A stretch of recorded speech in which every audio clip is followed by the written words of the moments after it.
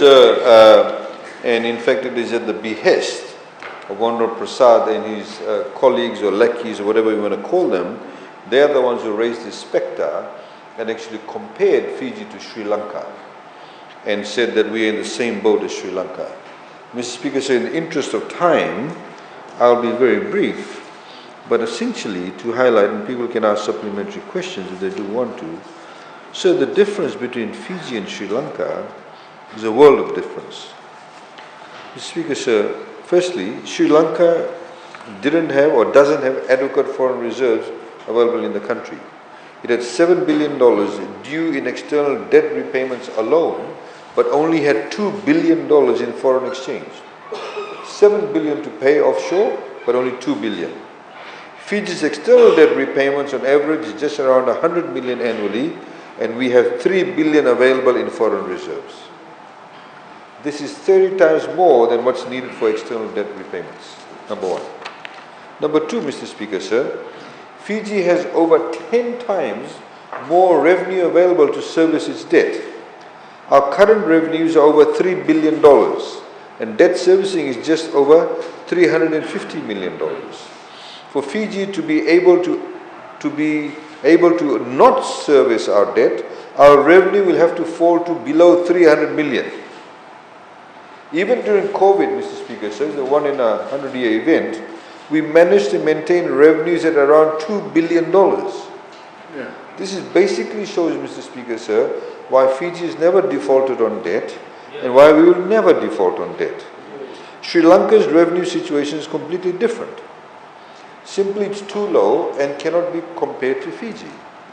Thirdly, Sri Lanka's lenders stopped lending to them. Our lenders have recently been lending us 5 times more than what they were lending before and continue and want to lend. These are credible lenders. They're not some fly-by-night lenders. It's the World Bank, ADB, JICA, AIIB, and other domestic institutional investors. For them to want to lend more to Fiji, even during COVID, means they fully know and understand and appreciate the economic and financial management capacity of government. Mr. Speaker, sir, thirdly, we have accessed, as we mentioned in Parliament previously, $900 million in the past 2 years in highly concessional debt from JICA and IDA.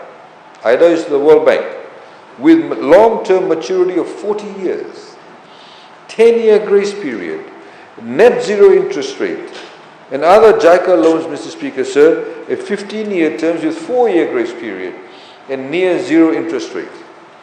Our debt repayment is spread over many years, while Sri Lanka's debt repayments of bonds had to be paid in lump sum immediately. Like the Garase government had the 5-year bond in 2006, it was due 5 years later in a lump sum. That puts immediate pressure on that 5th year. Mr. Speaker, sir, we have essentially, Mr. Speaker, sir, the reason why they have a lot of confidence, we have been borrowing for capital expenditure. In fact, as highlighted in Parliament previously, we had an operating surplus. In other words, we had that much revenue that when we paid for all our everyday operational expenditure, we still had a surplus, which we then directed towards capital expenditure and then borrowed more for capital expenditure, Mr. Speaker, sir. And obviously these expenditures in capital investment will give us a debt return, Mr. Speaker, sir. So, Mr. Speaker, sir, we've obviously cannot be compared to Sri Lanka, and I was quite flabbergasted that you have organizations like Fiji Times and CFL, given this person has lost absolute credibility,